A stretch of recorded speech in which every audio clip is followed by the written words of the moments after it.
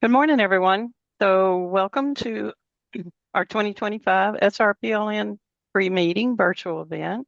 We are happy to have all of you join us this morning. We've got a lineup of 7 presenters. They'll each have 10 minutes each. And we're going to go ahead and get started with Loda Adedokan from University of Kentucky and presenting on measuring collective impact of extension programs. Go ahead, Lola. Thank you. Good morning, everyone. I'm Lola Dedokun, and like she said, I will be talking to you this morning about measuring collective impact of extension programs. In extension, we do a very good job of working with others on campus or outside of campus to address complex issues in our communities. However, when it comes to evaluating the collective impact of all our programs together, we have a persistent challenge in that area.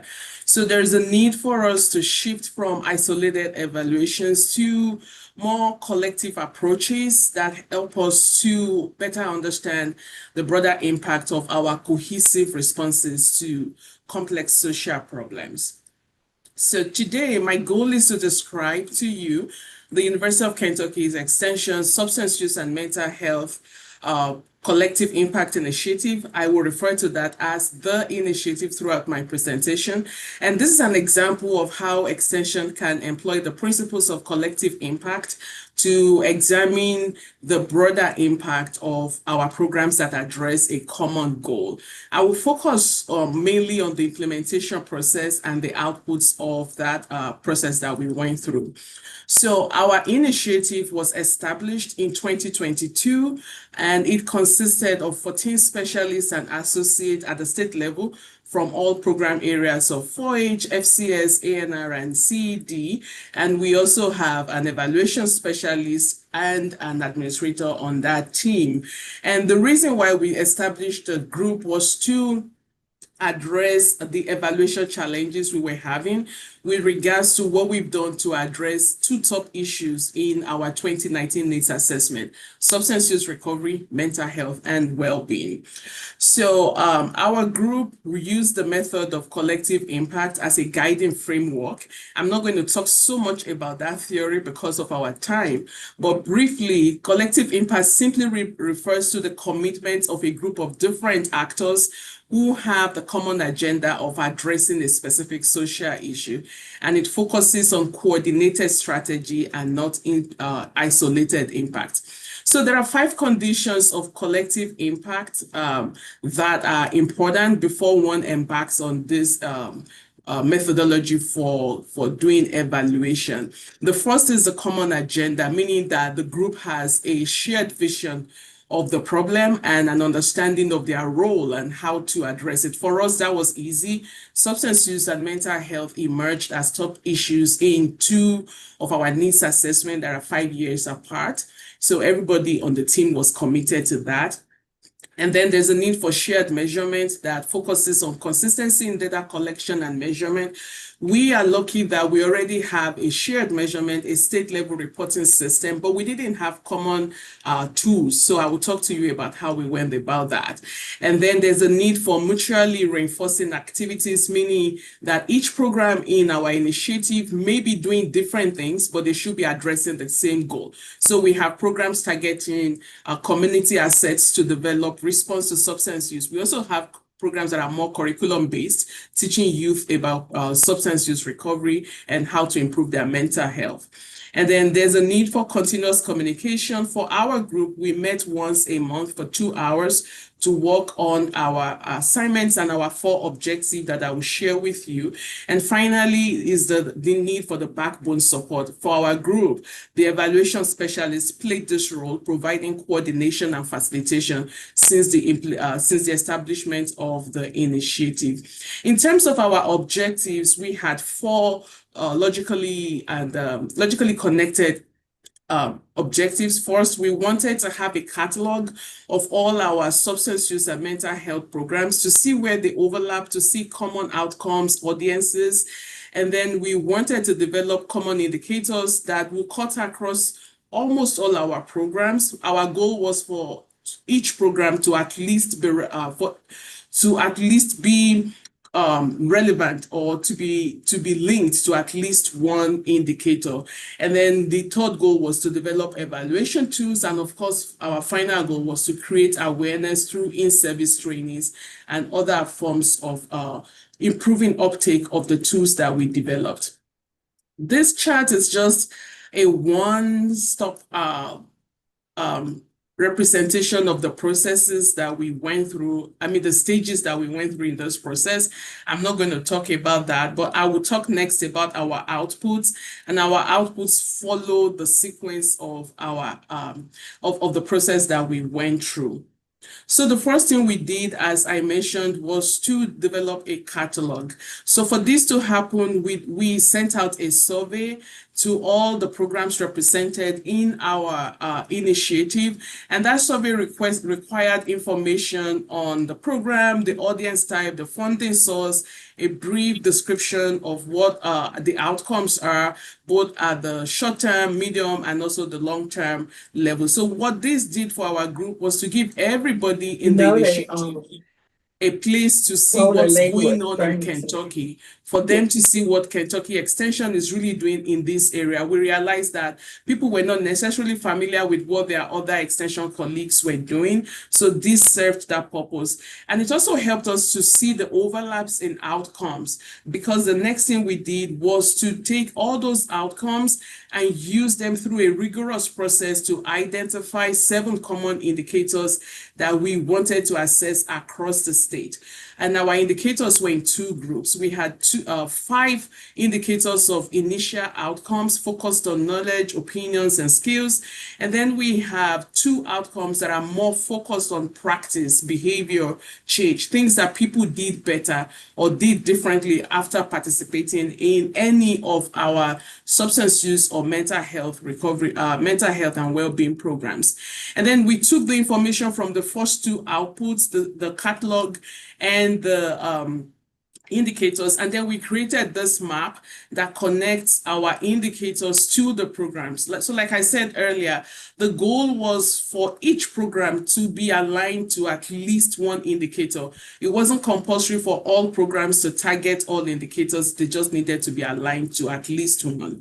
And then the next thing we did was to develop simple evaluation tools for each of those, for the 2 categories of outcomes. So we have a post-participation evaluation tool for our short-term outcomes. We went for simplicity. We wanted data that our agents would be able to handle without needing any sophisticated statistical expertise. And this is what our follow-up evaluation tool looks like. So finally, we had in-service trainings. We organized 4 so far to create awareness and to teach agents how to use the resources that we provided. And we did evaluate those in-service trainings, and agents really liked what they saw. They liked the resources that we provided, and we could tell that they will be committed to using it.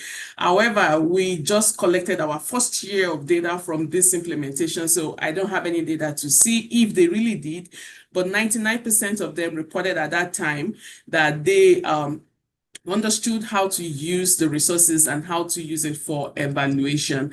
In terms of the lessons that we learned that collective impact evaluation is doable and achievable with the right people, institutional support, and of course, with resources like a dedicated evaluation person or an administrative level support to facilitate the process. We also had a lot of unexpected early gains. One of the things I want to talk about is the fact that the group of specialists in this initiative reported that this gave them a renewed interest and recommitment to evaluation. And then for a lot of them, this was what they needed for the plan of work process. So coincidentally, we just went through our plan of work process as we were wrapping up the first phase of this initiative. And the work of this initiative served as an example for how to do collective programming across our enterprise. In terms of the barriers that we faced, time was an issue. Resources to support our work was also an issue. This was not a funded grant, but our director's office supported us. And then reaching consensus on indicators was a little bit difficult. We met several times to come up with those 7 indicators. And then, of course, there were barriers in terms of our data system.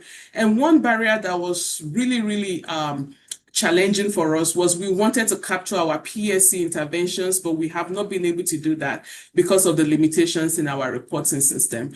If you are interested in learning more about this project, you can scan the QR code. It will take you to our manuscript in JHSE, the Journal of Human Sciences and Extension, that details the process that we went through, the outcomes, and everything I tried to present in 7 or 10 minutes, you will find in that manuscript. Thank you for listening. So our second presentation is a poverty simulation with Gina Peak and Suzette Barta at Oklahoma State University. Excellent. Gina? Thank you for that introduction. So Suzette and I are going to be talking about our poverty simulations today. So the purpose of this presentation is to help just talk about the poverty simulation that was developed by the Missouri Community Action Network. So some of you may be familiar with this already. So if you're not, it is an interactive learning tool. It takes about 40 to 80 participants, 20 volunteers to facilitate this. It simulates a month in poverty for participants.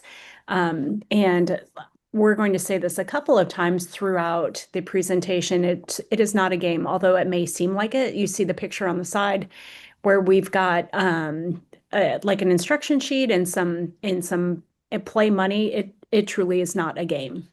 So my name is Suzette Barta, and I serve as somewhat of a central coordinator of our statewide poverty simulation program. This is a photo of one of our simulations in a very rural county, Woodward County. And I'm a very visual person, so I enjoy studying photos. And so you can see they've been set up, they've been put into their little family groups. But I can tell just from the body language of this photo that it hasn't really started yet. See, there's a lady yawning. Their legs are crossed. They're very relaxed. They're studying some handouts in certain cases. So they are at the very early stage where they've just been given their assignment and they're studying it a little bit. I guarantee the body language is going to change very quickly as we submit them to a series of events to survive during 4 15-minute weeks. That's how the month plays out, is 4 15-minute weeks. Okay, so our target audience and objectives for this. So the primary objective is to sensitize and increase that awareness and empathy by helping participants experience the stress and the complexity of poverty. And the ultimate goal is to equip participants to become more informed, compassionate voices for change in their workplaces and communities. The simulation fosters that understanding and gives that practical, kind of boots on the ground experience about poverty during the simulation exercise. One thing that we need to mention is we mentioned that, it's a poverty simulation, but we're talking about navigating housing, employment, for example, transportation, childcare, and more. There's wildcards that are thrown in. And again, this is not a game. And I will mention, you can already see the change in body language of this particular participant who is, I don't know at what resource table she's had to go to figure out her next step in survival. But already we're starting to see a little bit of frustration come through. Mm-hmm.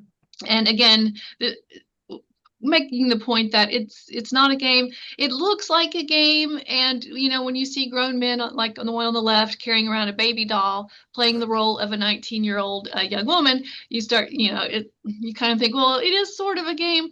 But let me explain that people really do take on the roles. We encourage them to take on the roles that they have randomly been given and to play it in the manner that, they think that person would. So, someone might be playing the role of a 12-year-old girl or, a 19-year-old young man and be, not really relate to that. But they do get into the roles. We really see them taking that on. And here on the right, you can definitely see we've got some tension now starting to take place. My guess is this is week 3. This is the third 15-minute section of simulation, because by that week, people are getting evicted from their homes. They are not able to pay their bills. They've lost their jobs and they've had bad things handed to them. And so it's starting really to show and when you're there, you really feel that frustration and that energy coming off of them. Okay, so the power of the experience. So one thing that Suzette didn't mention is that it takes a lot of room to conduct one of these poverty simulations. So you need to have a really nice space in order to do this. And it gets loud. Like people are moving around, they're talking, they're doing, they're kind of rushing around. And so, the space helps to facilitate the poverty simulations. So here's what some of the people share in terms of their aha moments. So common feedback phrases include impactful, stressful, frustrating, and powerful. 71% of participants said that the simulation changed their thinking. 83% said that they plan to take some sort of an action as a result of the simulation. So basically, the simulation not only raises awareness, but it helps to get people thinking about actions that they can take. Every simulation concludes with a debriefing session, and so that is what this photograph is showing. Everyone has an opportunity to speak if they would like. That would the participants, but also the volunteers who staff the community resource tables. Everyone is handed a microphone if they would like to have it. And we guide it. We have some guiding questions, knowing, we know kind of what we want to pull out. But those 4 words you see listed there, we don't have to pull those out. They are quick to tell us those things. Mm-hmm. Okay, so it takes a lot of people to pull this off. So like we said when we first started off, you need about 20 volunteers to do this. You need a really nice space, and obviously you need the participants. In extension here in Oklahoma, we have partners who we're working with to supply, we might do the training for them, or we might bring them in as partners to be volunteers. So for example, workforce development boards, tech centers, public schools, government agencies, community colleges, nonprofits. I think the next one that we're going to be having is a faculty member here on campus requested one for her class. So there's a lot of different potential partners if you're interested in holding a poverty simulation. You just have to think critically about what resources you have in your state and kind of pull them together. I think it also depends on geography. So here in Oklahoma, we have 77 counties. And what might be good for one county in terms of a partner might not fit exactly another county the same way. So it is location dependent as well. In fact, there's a poverty simulation going on as we speak at one of our career tech centers, or you might call them VOTech centers. Everyone has different names, but it's going on as we speak. Okay, so in terms of impacts, so the program came to Oklahoma in 2012. So, but we've got data that we've been collecting, but since 2023, 21 simulations held. We've got 2 more going on right now. Well, like Suzette said, in terms of participants, here are the number of people who we have reached, and you see this dramatic increase. We recently invested more in this poverty simulation to increase the number of educators, agents who are trained to conduct the poverty simulation. Before we had a kind of a limited number, and we had them sort of scattered over the state, and they couldn't constantly do poverty simulations. And so we got more people trained. We purchased a few more kits. We're in the process of purchasing 2 more kits. So we're really investing in this. And so you can see there's been an increase in the numbers that we're reaching. And as we continue to build our team, and we'll be able to measure more impacts. Now, the thing that's important about this, we've only had 14 counties hosting, but we've had 25 counties engaged. And so for those of you not familiar with Oklahoma, it's a fairly large state. We've got a lot of land mass, and The educators will band together and help each other in their areas to hold these successful poverty simulations. So so far so good. I'm very pleased with this. And like I said, we're going to continue to grow. And if you wonder why we started with 2023 with our data, it's kind of interesting. In 2020, we had one simulation. It was in January. It happened. And then, of course, nothing. Rest The of 2020, pandemic. Yeah. 2021, 2020, nothing. And then all of a sudden in 2023, everyone said, hey, let's throw people together in a confined space and make them interact with each other to a great degree. And so I don't know what the deal was, but in 2023, we had this crazy explosion of requests for poverty simulations, and it hasn't stopped. Mm-hmm. And I think what people like about it is a hands-on learning experience. You're getting up, you're doing, you're talking, you're with your colleagues, you're growing together. There's that debrief that's so essential. And so I think people appreciate the experience for what it is. It is a powerful learning tool, and I think that the word of mouth has traveled pretty quickly. I want to introduce you to Solomon Bayouth.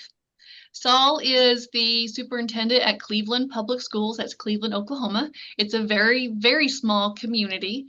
9 years ago, his first day on the job in the school district, he participated in a professional development day that was a poverty simulation, and he never forgot it.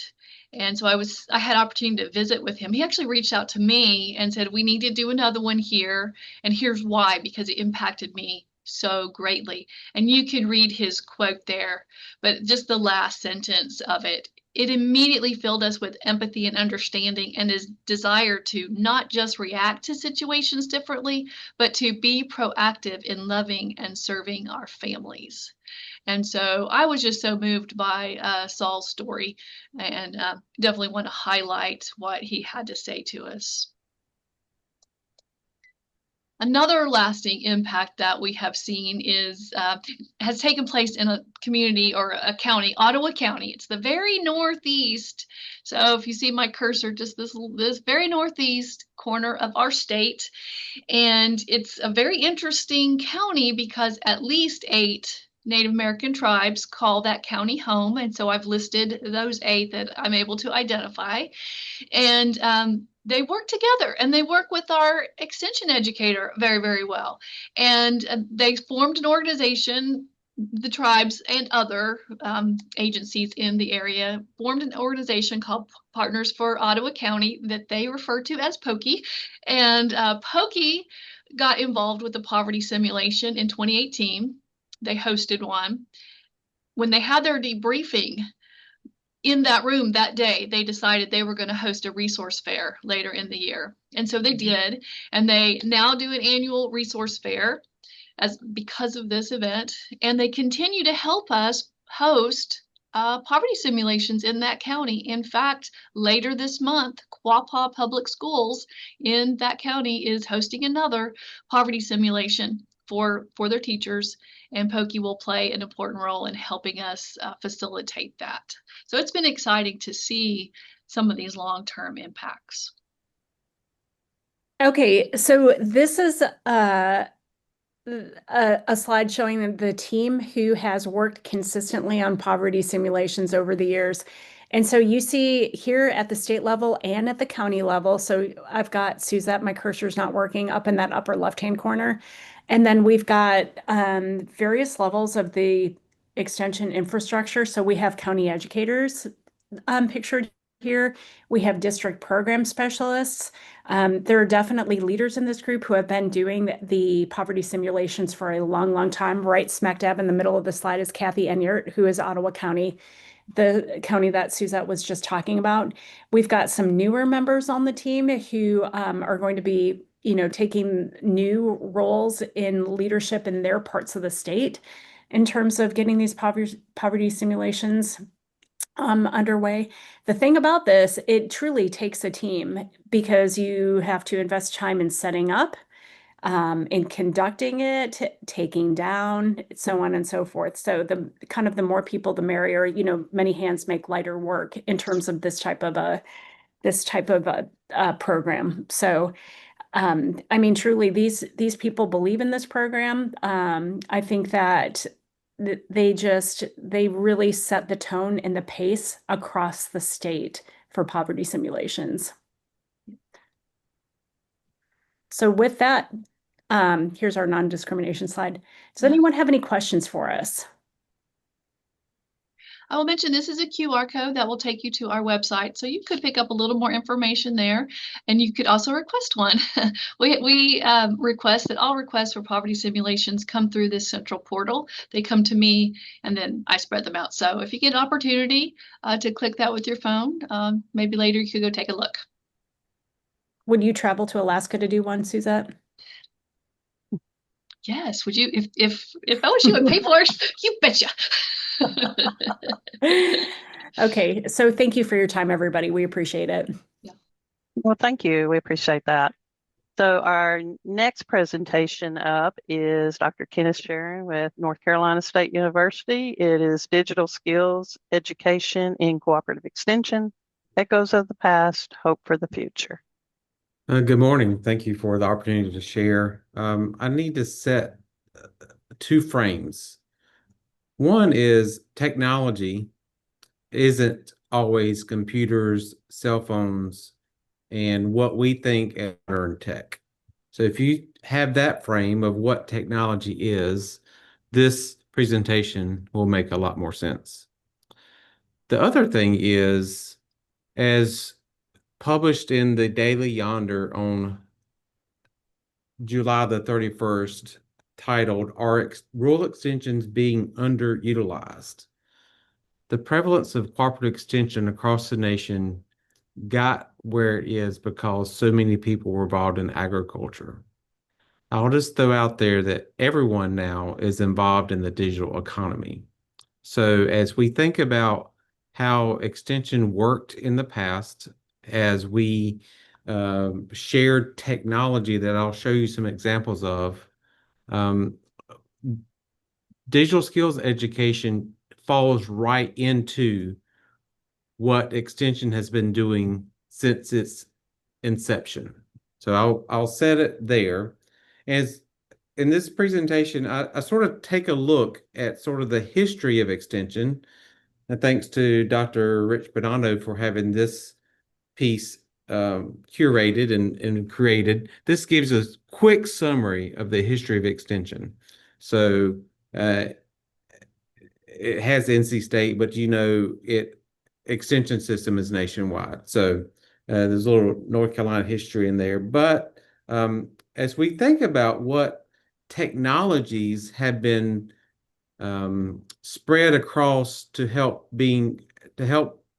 society adopt to new ways of doing and being and living, let's look at some of those. So pre-1914, before that formal extension was created, there were corn clubs, there were tomato clubs, even there's if you think about what technology is, there were extension folks demonstrating installations of outdoor toilets.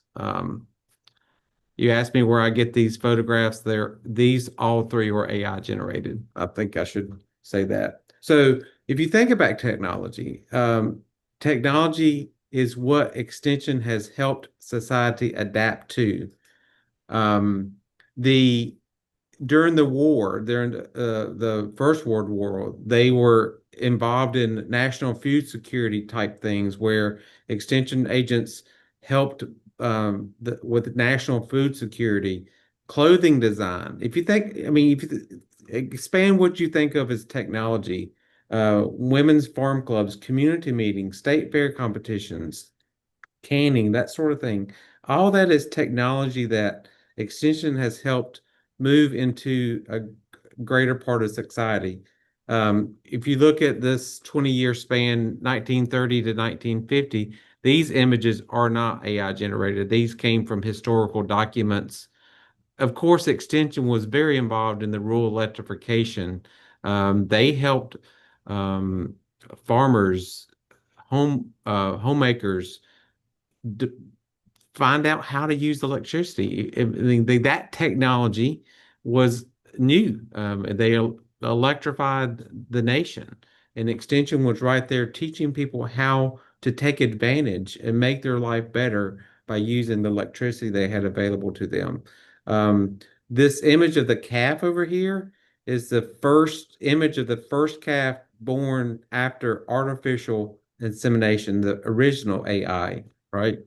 So, um, and I would have to say, I mean, Extension promoted the use of DDT, which we turns out was not healthy for our environment, but Extension was there doing that. We have to involve research, and we figured that out later, and was able to help educate of not using that.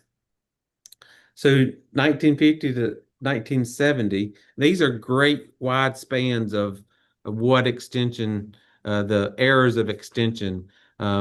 The home demonstration of appliances. These two images are AI generated. The cooking and nutrition education, that demonstration types of moving what was known in our universities into the communities, and that's what Extension has been doing. Vaccines for livestock, improved crop varieties. I thought this was neat.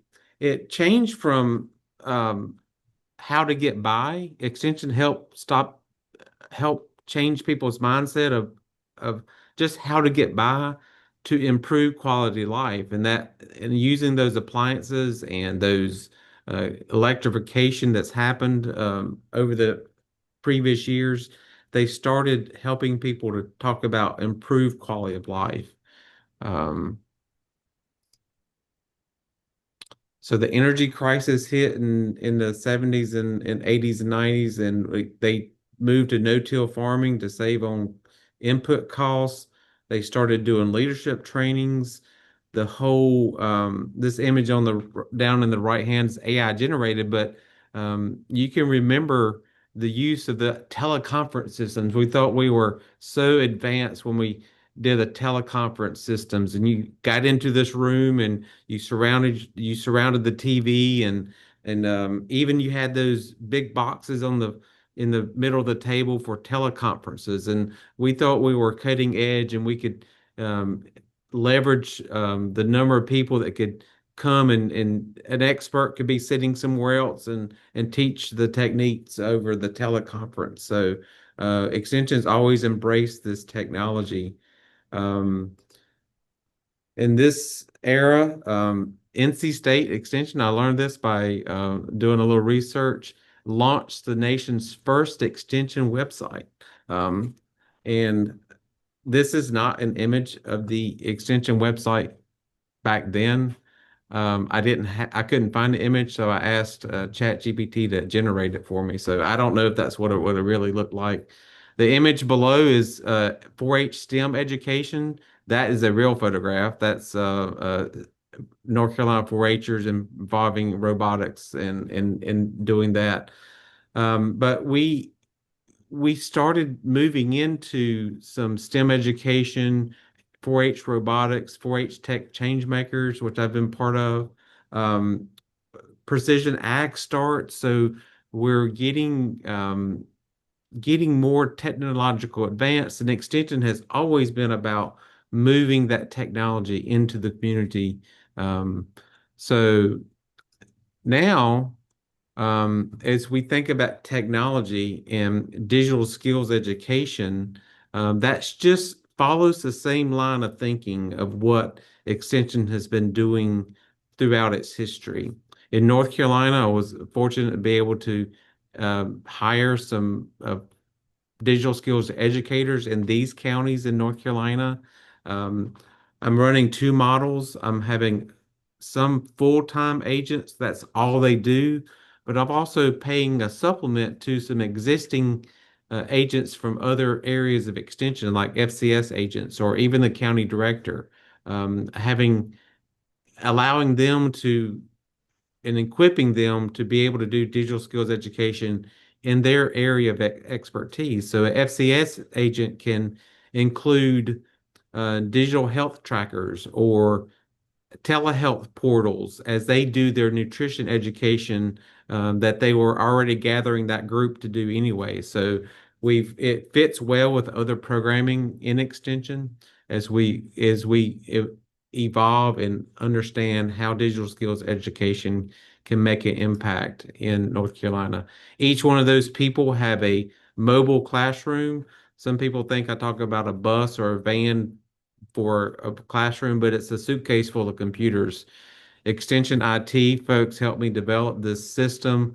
You can hook up basically a network anywhere. You get a hotspot, you have a Wi-Fi access port, you can plug that in, and all the computers can be on the same Wi-Fi network.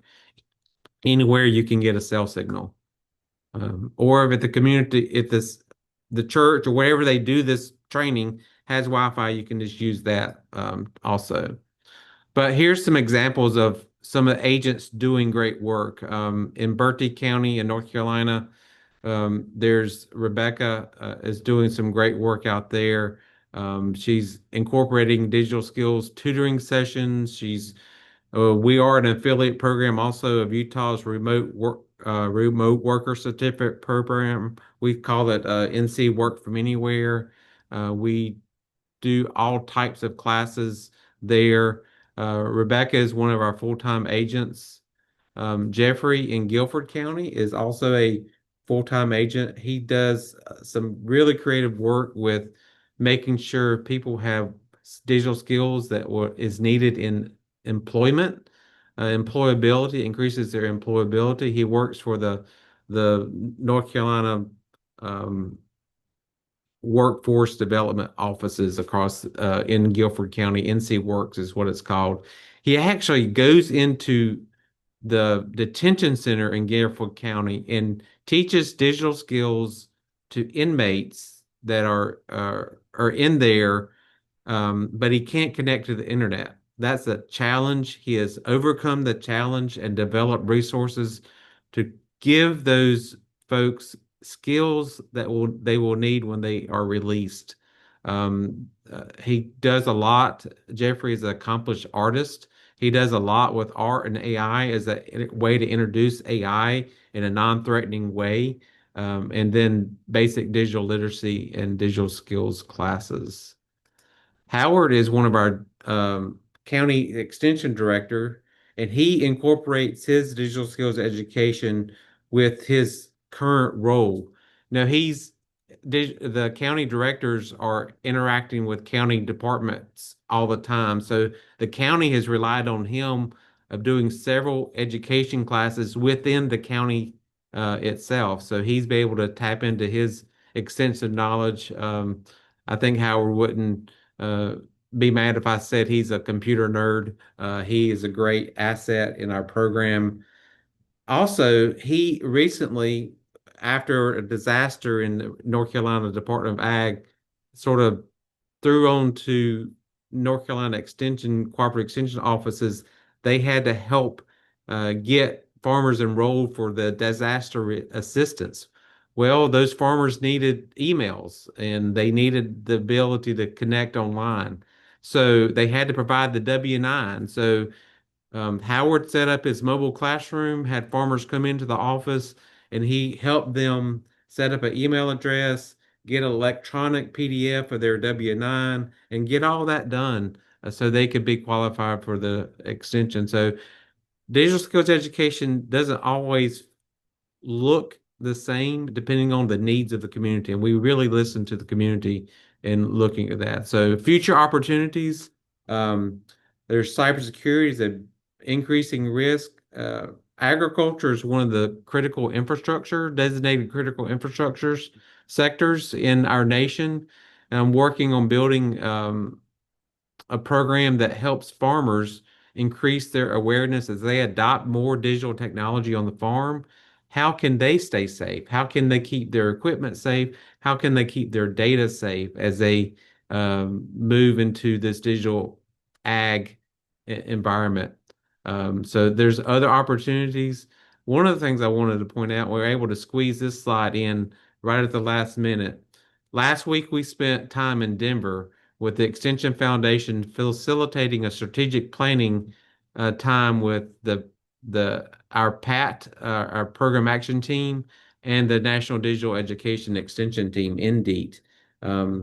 Roseanne was there. We came up with 3 different forward-focusing areas that we're going to work on. One's artificial intelligence and emerging technology. The other is cybersecurity, and the other one's economic development, thinking about the workforce development focused digital skills training, service gaps, partnerships, and providing tools to help grow the digital economic development momentum there. So that's, I think, the end of my presentation. Here's my our vision spelled out simply. In North Carolina, every individual on a farm, in a household, in a business will have the digital skills necessary to earn, learn, be well, and live well. And I think Cooperative Extension is the right people to be doing this. That's my talk. You can if you get access to this slide, so the impact stories, I've curated some stories, personal impact stories that these agents or educators are having in their communities. It's an interesting read. Okay, we'll go ahead and move on. Thank you, Kenny. That was awesome. So our next presentation is from Robinson Rodriguez Perez from the University of Puerto Rico. He is going to talk about community economy and sustainable development and a holistic approach to community capacity building. Thank you for the introduction and greetings, everyone. It is important to start our presentation by establishing both Puerto Rico geographical and sociological context. Puerto Rico is an archipelago situated in the Caribbean at 935 miles from the closest U.S. mainland port. Puerto Rico only has 1 port of entry, Puerto de San Juan, and our food sovereignty is characterized by the import of 85% of all the food we consume. Our population is 3.2 million inhabitants, and we have 1,100 persons per square mile, becoming the 26th most densely populated country in the world. In comparison, the U.S. ranked 186 worldwide in population density, with only 98 persons per square mile. Therefore, Puerto Rico has 11 times more people per square mile than the United States. 33% of our households experience food insecurity. 43% of our population in Puerto Rico live in poverty, and 58% is dependent on U.S. government assistance for food. In this manner, GINAS and poverty simulation will be great just for half of our population, since most of us have experienced poverty firsthand at some time in our lifetimes. Puerto Rico also experienced a very weak infrastructure, especially in the area of roads, electricity, and water systems. Although Puerto Rico Agricultural Experimental Station and Puerto Rico Agricultural Extension Service have made great contributions to world agriculture, researching and testing in the fields with actual farmers, communities, the development of most commercial variety of the product that you can see at the left side of the slide. Similar to the approach that Lola mentioned before, and similar to what Kenneth's presentation mentioned regarding their 1930s and 1950s approach, our current emphasis in developing and strengthening local and tropical agri-food system by means of focusing on the protection and improvement of disaster-resistant local varieties of crops such as yautía, yam, taro, and cassava. A similar approach has been employed for the criollo and sleek hair Holstein cattle, which have phenotypically and genetically adapted to Puerto Rico tropical climate. Another emphasis is in developing the best sustainable practices and increasing the production of high-quality seeds adapted to tropical climate for its distribution to Puerto Rican farmers. All this within a holistic approach that integrates our 4 programmatic areas. The transition from conventional to sustainable agriculture initiative has equipped farmers and agricultural professionals with climate-smart techniques that improve productivity, reduce input cost, and promote environmental stewardship. These practices are essential for increasing resilience in the face of changing weather patterns and limited natural resources. The introduction of tissue culture technology in plantains production has empowered farmers with tools to increase yields and adopt more sustainable practices. The evaluation of crop varieties and weed management practices adapted to organic or agroecological farming has resulted in appropriate recommendations for these systems. This approach is enhancing both productivity and environmental sustainability, directly contributing to our local food security. The improvement of local important crop varieties through the release of better cultivars remains vital to our promoting greater food security in Puerto Rico. Fruit crops such as yautía, yams, taro, and cassava has been staple of the Puerto Rican diet for centuries.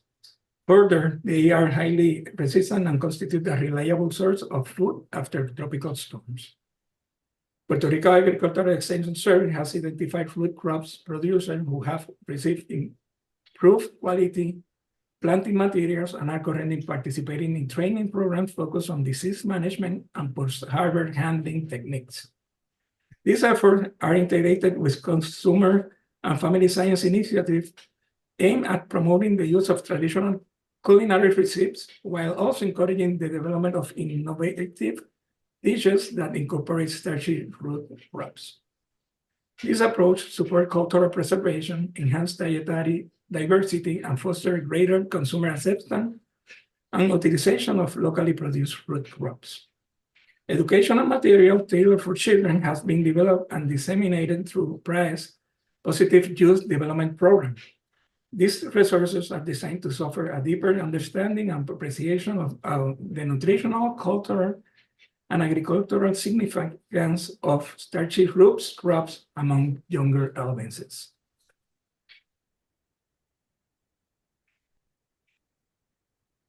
In Puerto Rico, innovative and community-driven efforts are strengthening food system by focusing on both traditional practices and modern agricultural technologies. The conservation of the criollo cattle, a hardy and multi-purpose breed introduced in 1505, exemplifies this approach. This breed plays a vital role as a source of draft power for plowing agricultural fields where mechanization is difficult due to the prevalence of uneven and rough terrain. Additionally, it is highly valued for its potential as beef cattle. Efforts to protect and promote this breed through research and outreach not only preserve genetic diversity, but also sustain rural communities and historical agricultural practices. Animal system progress has also been achieved in establishing similarities and differences between the sleek herd and wild-type Holstein in thermoregulatory capacity, reproductive performance, and skin strength, feed efficiency, and other production parameters. This resulting in a Holstein breed that is better adapted to tropical climate. Agricultural Extension Service and the Agricultural Experimental Station have played a pivotal role in facilitating collaboration between scientists and local ranchers by establishing participatory community-centered platforms that foster the exchange of knowledge, experiences, and best practices.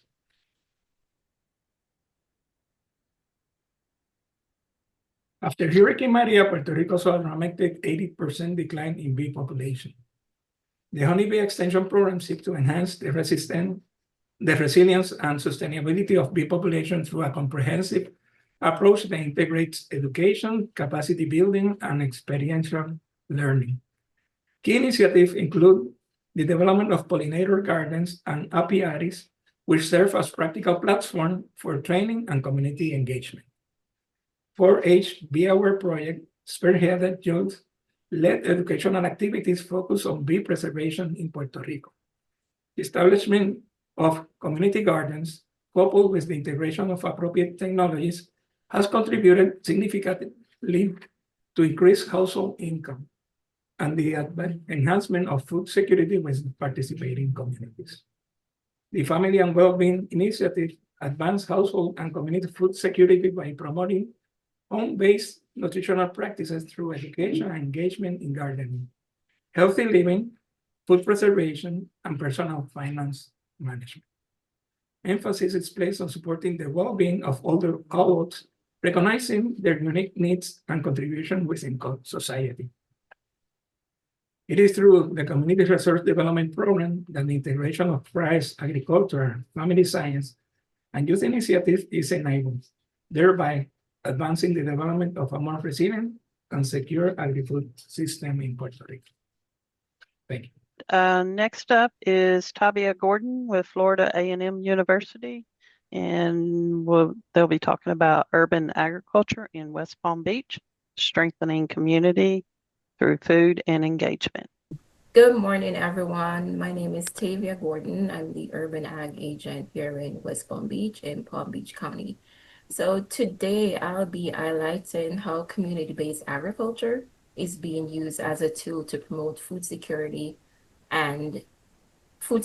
education, and community resilience in historically underserved neighborhoods. So urban agriculture. Urban agriculture, this is basically the practice of growing, processing, distributing food in and around urban areas, and it includes a wide range of activities scaling from small community gardens to commercial farms within city limits. It also includes rooftop gardens, container gardening, hydroponics, aquaponics, urban farms, and the list go on. So here we have the food desert, which most of you probably already know, that is areas that are faced with limited access to fresh and affordable produce. And within these food deserts, you have low income and low access communities. So the low income refers to when the poverty rate is 20% or higher, or median family income is at or below 80% of the area's median family income. And the low access refers to how far people have to travel, how far people live from a supermarket or a large grocery store.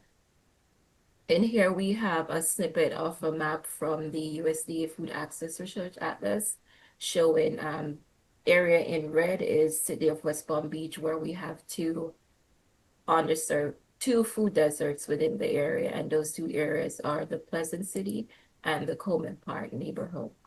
Now, why urban agriculture? In Palm Beach County, many neighborhoods like Pleasant City and Coleman Park, they are USDA designated food deserts facing limited access to fresh, affordable produce. And urban agriculture is not just growing of food, it's about growing opportunity. And it's a way to educate, empower, engage the communities. And in West Palm Beach, we have a major issue as it relates to waste.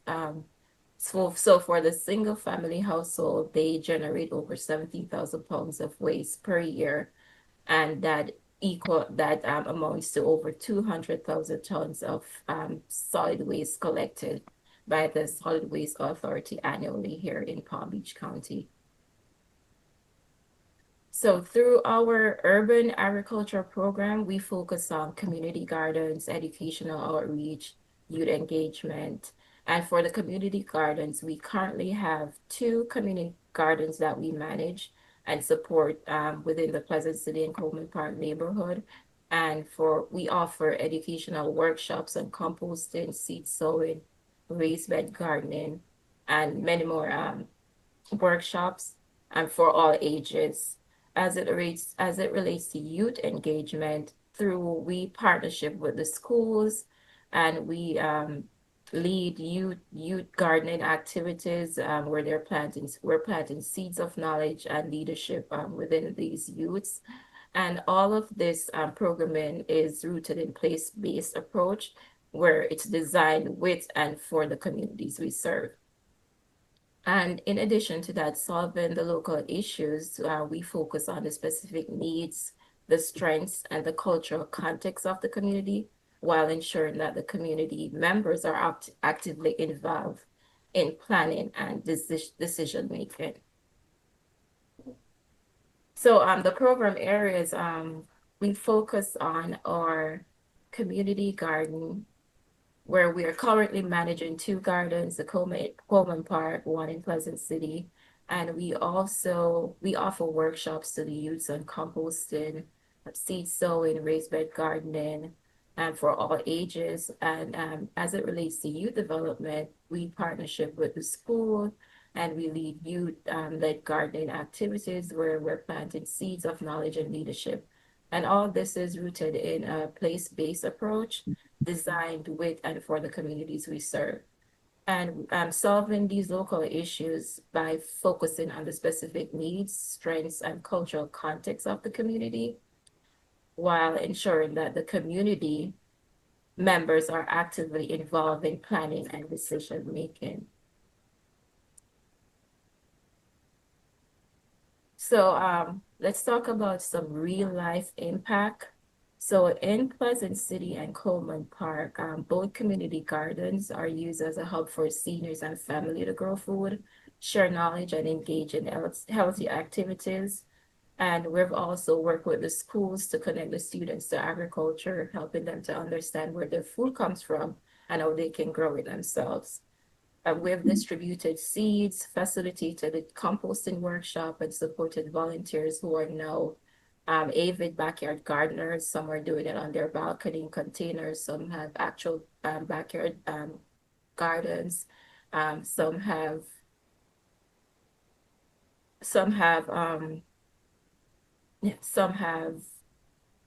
started their own composting, and these efforts go far beyond food, and they're about reclaiming space, building pride, and fostering engagement within the community.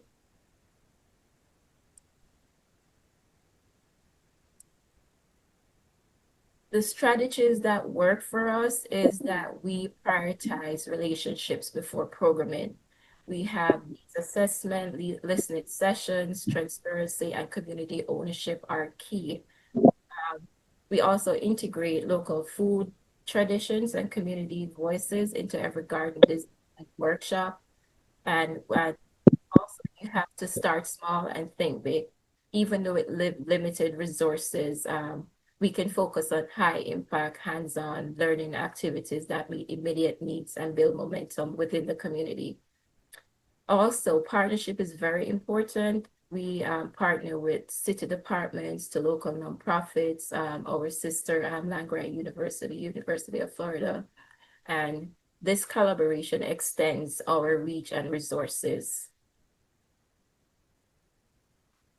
So as it relates to youth and volunteer engagement, we involve them in planting, planning, and leading. They gain the life skills, leadership experience, and a deeper connection to the environment, as volunteers of all ages plays a key role to our the momentum of our gardens and programming. Many have become ambassadors, maintaining the beds, mentoring others, and helping with food distribution. And this kind of intergenerational engagement is powerful, and it's essential for lasting impact for our programming and the community at large.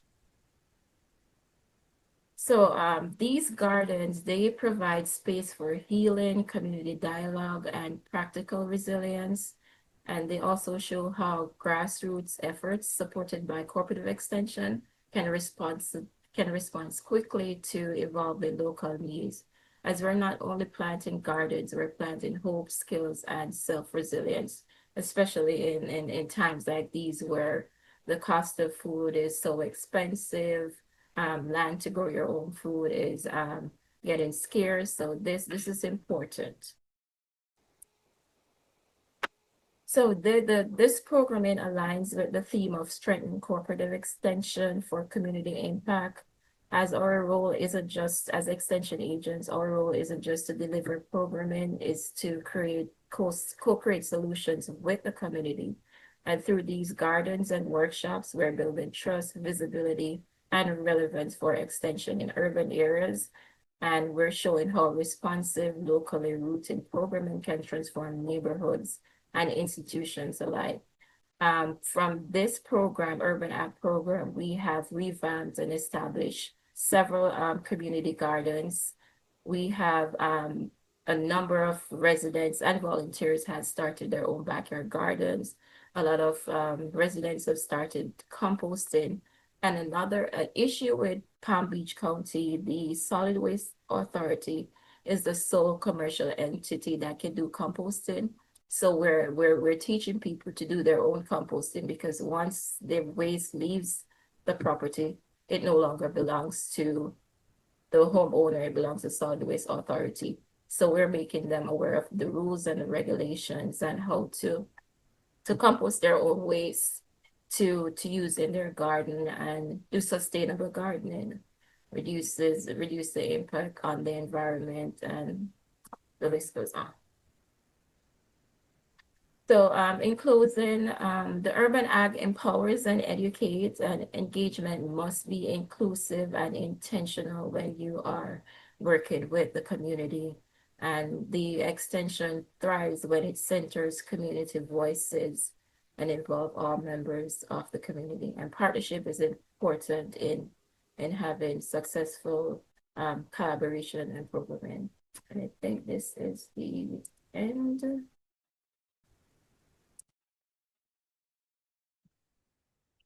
Thank you, Tavia. We appreciate that. So next up on the agenda is, looks like Courtney Brown from University of Georgia will be doing data dashboards to support community engagement and research. Good morning, Courtney? everyone. Thank you. My name is Courtney Brown. I'm the Community Health Engagement Coordinator for UGA Extension, and I also work with UGA's Biomedical and Translational Research Institute. This morning, I'm going to share with you a little bit about a project that a team of us in Georgia are working on called the Georgia Health Landscape, which is a series of data dashboards that support community engagement and research. See, I'm having a little trouble with the slides. There we go. So the Georgia Health Landscape is a project that we developed out of our work with the Georgia Clinical and Translational Science Alliance. So really quickly, I just wanted to share about what that is for those that aren't aware. The Georgia Clinical and Translational Science Alliance, or Georgia CTSA, includes the University of Georgia, Emory University, Morehouse School of Medicine, and Georgia Tech. And the institutions of the Georgia CTSA leverage their complementary strengths to accelerate clinical and translational education, research, and community engagement to improve health in Georgia and beyond. So basically what this means is that the Georgia CTSA provides infrastructure to advance important health research and to help ensure that that research actually gets outside the lab to improve health in Georgia.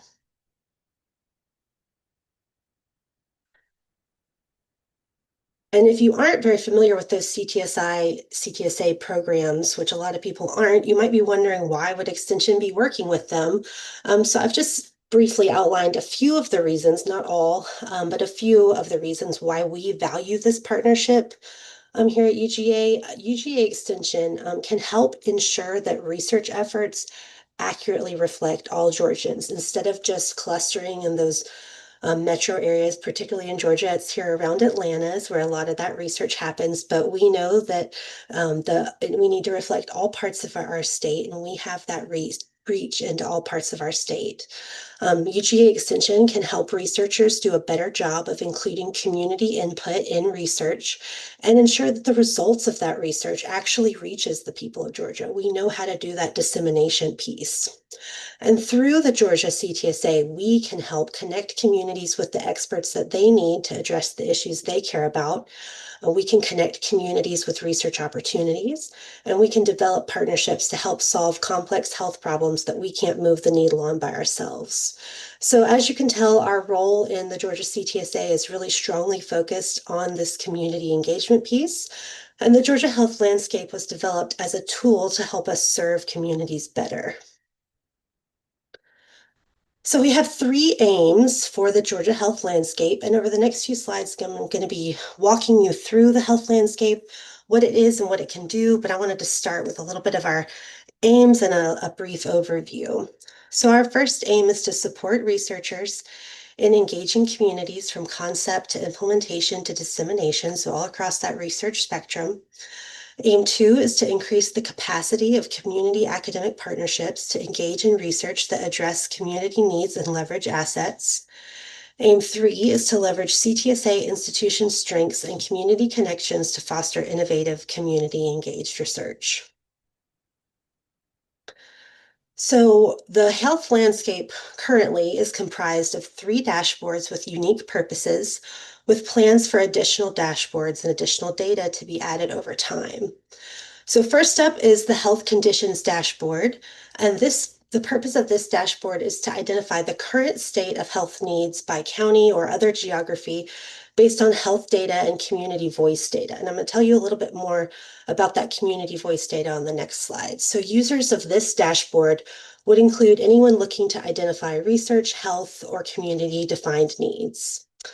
The second is the health trends dashboard. And with this view, you can examine the trend of a given health need across counties or the trends of various health needs within an existing county. So users of this dashboard would be anyone seeking to explore how health needs are changing across the state. And then our final dashboard, and my personal favorite, is the connections dashboard, which supports matches between people with ideas and communities with needs, ideally without overburdening a given community. So the users of this dashboard would be researchers, innovators, and others looking to study or test ideas. So now I'm going to show you what it actually looks like, and hopefully point out a few notable things. So this is a screenshot of our very first dashboard, the health conditions dashboard. And you can see that I've put a yellow circle around the 2 data types you can choose from. The first is epidemiological data, which is probably what you're used to seeing in dashboards like this. That's the public health surveillance type data that you see in places like the county health rankings and maybe from your departments of public health. But we also have community voice data, and that's where our landscape is unique. We know that a strength of extension is our local knowledge, so we're trying to do a little better job of quantifying and organizing that and being able to communicate it. So right here, you can toggle between the EPI data and the community voice data. And right now, the community voice data that's presented in this part of the landscape is from a statewide survey of residents.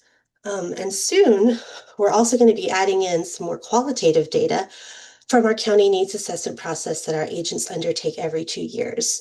So we have some strong survey data, and we're also going to have some rich qualitative data that are going to be united here in the dashboard so that you can have the public health surveillance data that people are used to looking at, and also this community voice data to get a sense of what the people in the community are asking for and what they're reporting as their needs.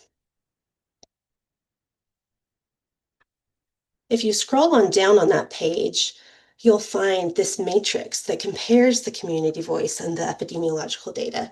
And this is useful because we know that just because the public health stats say that a community has a need, it doesn't necessarily mean that the community has a vested interest in addressing it. So the Georgia health landscape emphasizes that the community's interest may differ from what the public health data shows in terms of need.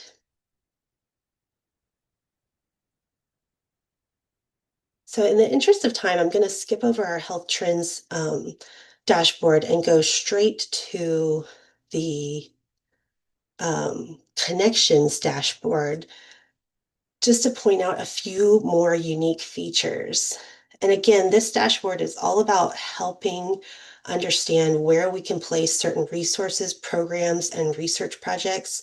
This dashboard includes what we're calling our extension capacity data, which is basically where our agents are located. And it also includes information about the various programs and projects we have going on in the state.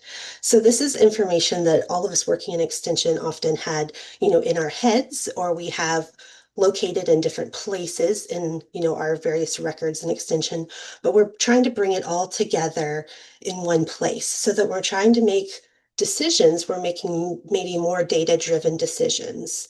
We found over the years that maybe some counties tend to become the go-to places for certain projects or grants, and then they get a little overburdened.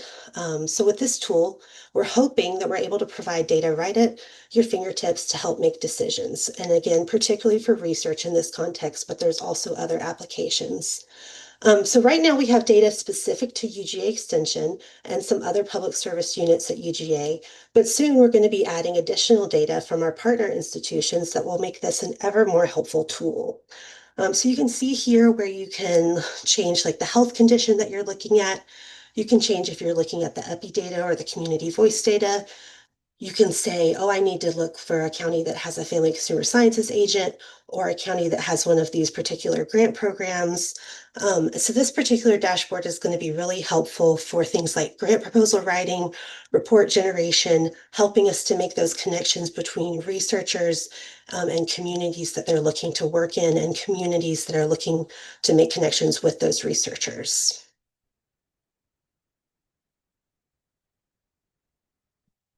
This is another part on our connections dashboard, and it's what we call our fit saturation matrix.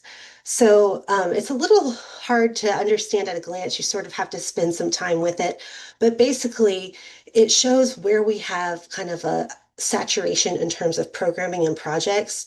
So you can see in terms of ranked with the community voice data, if the county that you're looking at would be a good fit in terms of if the health condition you're looking at is already saturated with programming in that area, which is also a pretty unique feature.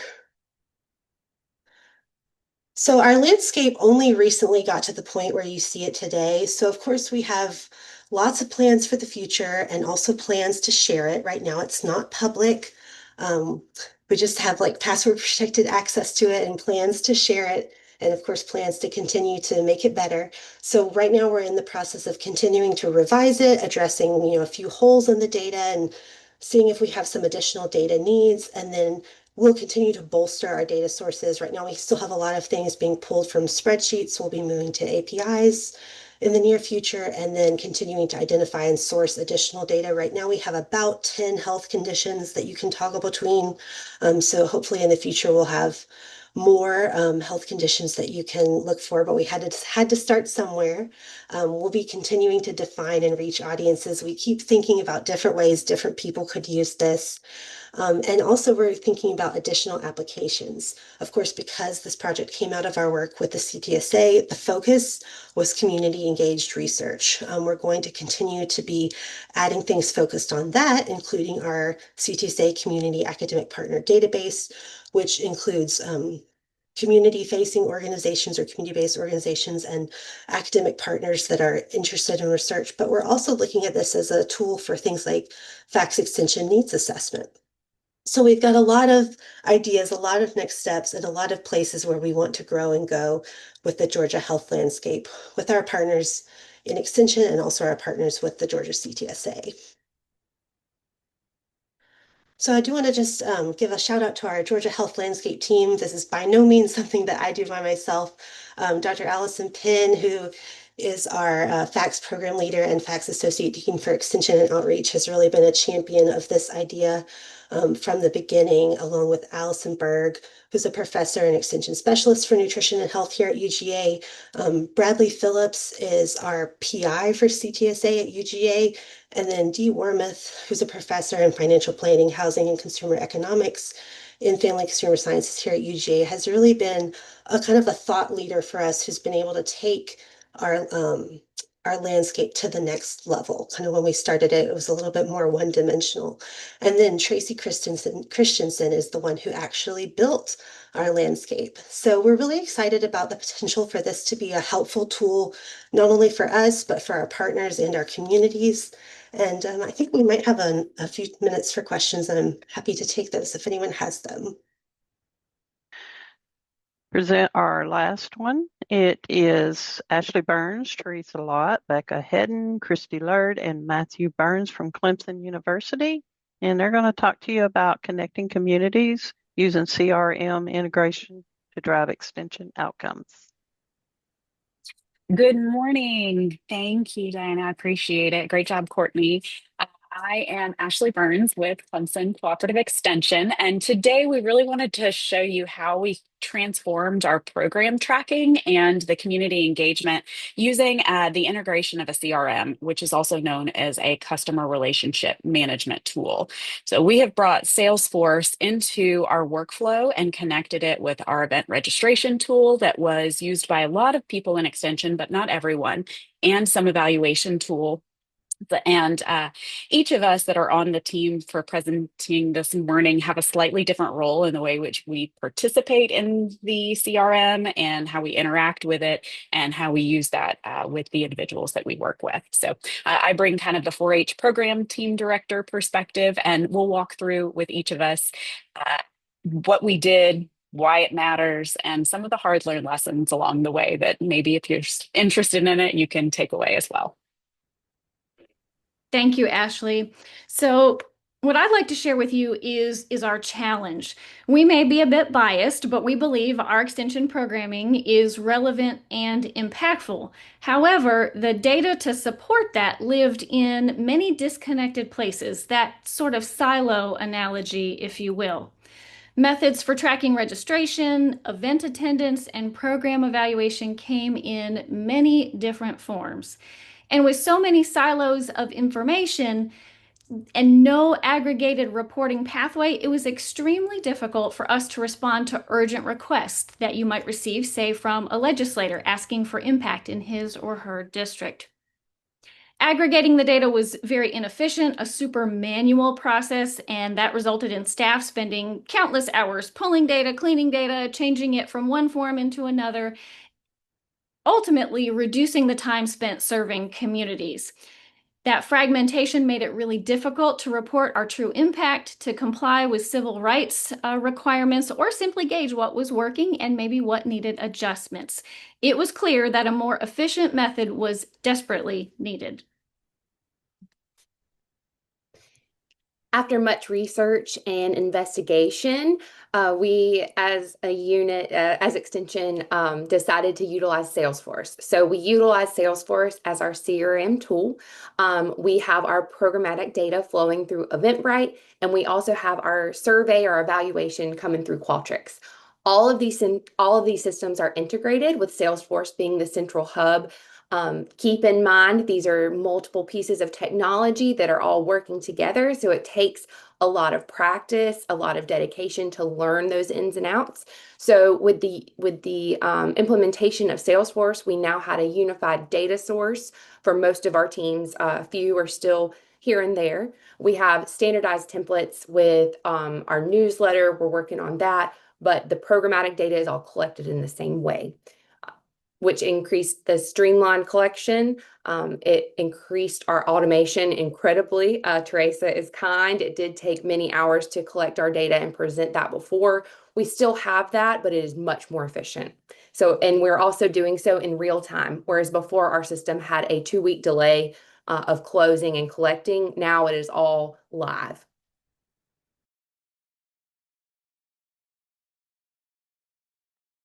Good morning, everyone. So I'll throw in there the caveat that we actually took on and embarked on this journey in the middle of COVID. So all of our discovery sessions for integration of this occurred over Zoom in COVID when everybody was home. So we had discovery sessions. We came out of those with a pilot program in 2023, whereby our livestock team was the first to onboard to begin to use the CRM. They were already using Eventbrite as a registration tool, so it made sense to start with them at the time I was serving as the team leader for livestock. In January through June of 2024, we also onboarded the remainder of the system.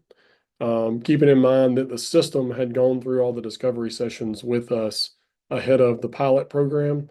So we had done discovery for the system as a whole.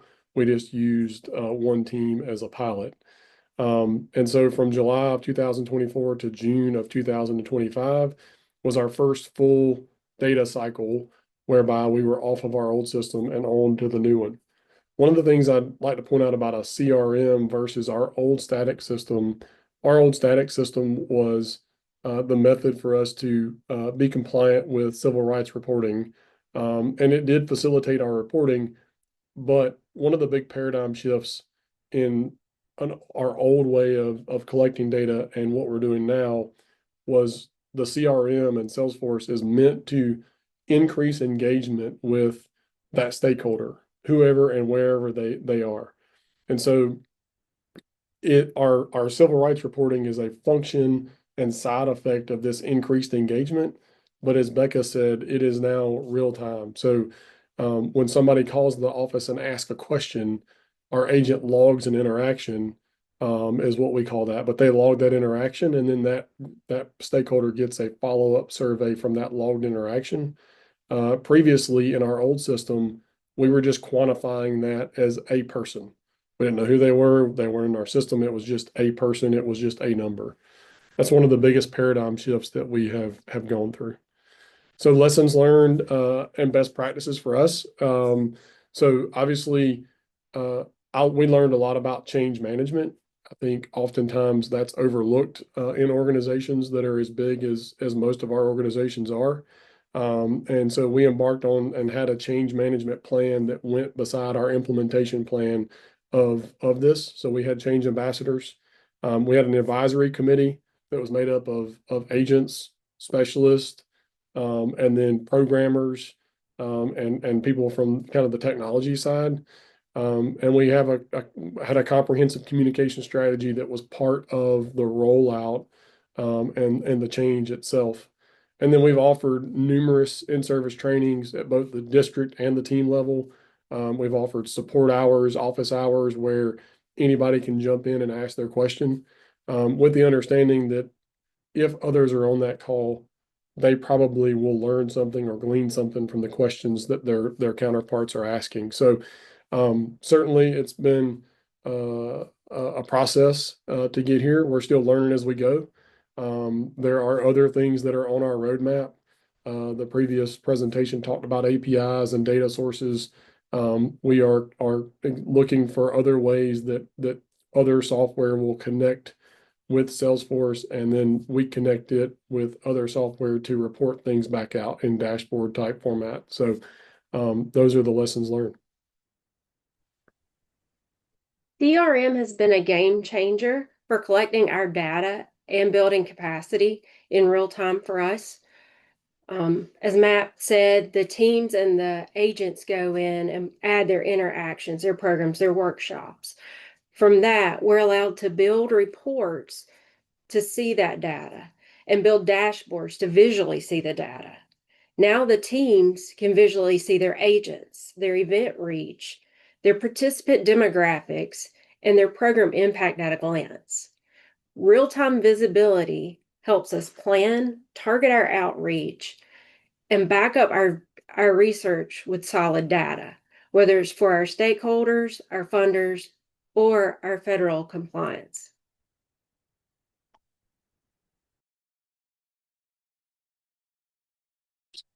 Yeah, so if this is something that you're thinking about, we had some of our takeaways, and you can think about this as next steps. But to make a real impact, we had to connect with our people and with our data. We didn't want the data to just be numbers, but what does that mean? Because extension is the power of stories and storytelling.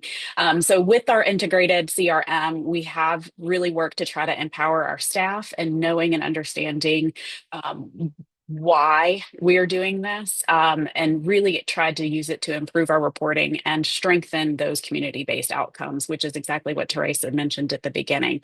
So knowing that our agents can spend more time dealing with the people and the clients that really matter. So if this is something that you're interested in or considering a similar effort, really think about the end goal in mind. Start with your purpose and invest in your team.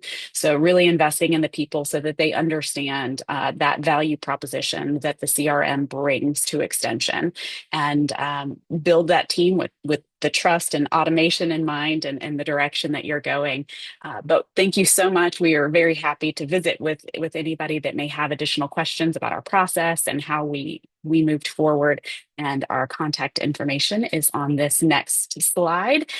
We also have a few little screenshots of some dashboards if you're interested, but very similarly to what Courtney had shared, almost like a Power BI, we have some automated reports and dashboards that you can click through if it was in real time versus just a screenshot that allow you to see a little bit more data and dynamic as you move through. With that, any questions? That's an example of one where you can see our program events, hours of interaction, attendees by different extension project area, agent interactions, and then kind of that breakdown of where it was coming from as an example of one. This is an example of just an extension entry, breakdown, how many people are reached, and the number of hours of interaction. And then there's another one where you could look at program events, what agents, what extension staff are doing what programs and how many people they're reaching. Well, we appreciate your presentation. That was awesome. Internal conference happening at the same time. That said, we're grateful for the opportunity to share this recorded session with you. We hope this presentation gives you a clear understanding of how we implemented Microsoft Copilot to boost productivity and create meaningful impact in our extension work at PVAMU. Let's dive in. To start, here's an overview of what we'll cover today. We'll spotlight how Microsoft Copilot has been successfully adopted within our extension operations. We'll look at tangible ways AI is helping streamline administrative tasks, enhance daily productivity, and most importantly, free up valuable time for deeper community engagement. This initiative strongly supports the broader goal of strengthening cooperative extensions community impact. It aligns with our mission of leveraging innovative tools to elevate program delivery. The integration of AI shows our commitment to staying at the forefront of excellence, ensuring our agents have the best tools at their disposal to meet community needs efficiently and effectively. At PVAMU Extension, our mission has always centered on driving innovation and creating meaningful impact. By integrating Microsoft Copilot, we're empowering our agents with AI-driven tools that elevate responsiveness, streamlines tasks, and boost overall efficiency. Now, let's take a look at some practical use cases. Let's start with Word. Writing fact sheets, reports, and lesson plans take time. With Copilot, agents can prompt create a fact sheet on urban vegetable gardening for beginners and get a well-structured first draft, saving hours and beating writer's block. They can then revise and personalize as needed without starting from scratch. In Excel, Copilot acts like a built-in analysis. Agents can show trends in enrollment over 5 years and highlight counties with highest engagement. It writes formulas, builds pivot tables, charts, and summaries. One agent used it to analyze survey data and uncovered underserved youth populations all in one afternoon. Need slides fast? Copilot can turn a Word doc or bulleted email into a professional presentation. Ask for a 5-slide deck on community gardening, and it will generate layouts, images, titles, and speaker notes. Great for last-minute meetings or stakeholder updates. In Outlook, Copilot drafts polished emails in seconds. For example, write up a follow-up email thanking participants and requesting feedback. This saves time and ensures constant professional communication, especially when juggling multiple programs. In Teams, Copilot acts as a meeting assistant, auto-generating summaries, listing action items, and assigning follow-ups. No more scrambling to take notes, just write up the meeting and review the ready-made recap. These tools help cut down on repetitive tasks so our extension professionals can focus on what matters most, engaging communities, solving local problems, and leading with innovation. Next, let's talk about how we implemented Copilot. Start with pilot programs. We began with a small group of tech-forward agents and specialists to test Copilot in real-world settings. These pilots helped us identify quick wins like faster reports and summaries, pinpoint training needs, especially around prompt writing, gather feedback and success stories to drive broader interest. Next, after early success, we started doing pilot programs. And we did these trainings with support, held workshops, made videos, and offered one-on-one coaching. Focused on building confidence and curiosity around AI, reinforce that Copilot is a helper, not a replacement. Then we set clear AI guidelines. Responsible use matters. We created simple rules to protect staff and communities, never share client data without proper permissions, always review AI-generated content for accuracy and tone, make sure messaging aligns with PVMU values. Monitor and improve. Adoption is ongoing. We're regularly collecting feedback through surveys and check-ins, review usage data to spot challenges and successes, update training tools and guidance as needed. Thoughtful implementation makes it all the difference. Start small, support your team, set expectations, and keep evolving. That's how we make Copilot a real asset for PVMU extension. In conclusion, Microsoft Copilot has reshaped how PVMU extension operates by offloading routine work. Agents now focus on building relationships and solving problems in the field. This is a powerful example of technology can drive meaningful change in public service. Thank you for your time and attention today. We're excited about the future and hope you are too. If you have any questions or want to explore AI integration in your own work, please feel free to reach out to Shwani or myself. Let's continue pushing the boundaries and what's possible in extension. Thank you. Okay, so that's it for our presentations, and we do have some time left if anyone would like to ask some questions of the presenters. Please go ahead. Okay. Question Go for ahead. the poverty simulation team. I was wondering, and I know y'all mentioned that y'all need a lot of space to deliver that, and I was curious if there's like a kind of like an ideal range for number of participants, if there's like a minimum number to make it effective, and then like just like maximum number for just management purposes. So you need a minimum of 40 and a maximum of 80. So you have different tables set up, different stations. And so you need space enough so people can move through them. So for example, we have a big classroom here that is appropriate for the poverty simulation, like a gym would be an appropriate place. You know, if you've got a big space at your county fairgrounds, you've got to think bigger than a normal classroom. Thank you for that question. Oh. Also, for Gina, I noticed that when you presented the pictures of the resources you have, all are women. There is a particular reason for that? The extension team that is focused on this is Family and Consumer Sciences, and the county educators are majority women. Good question. But anyone can participate.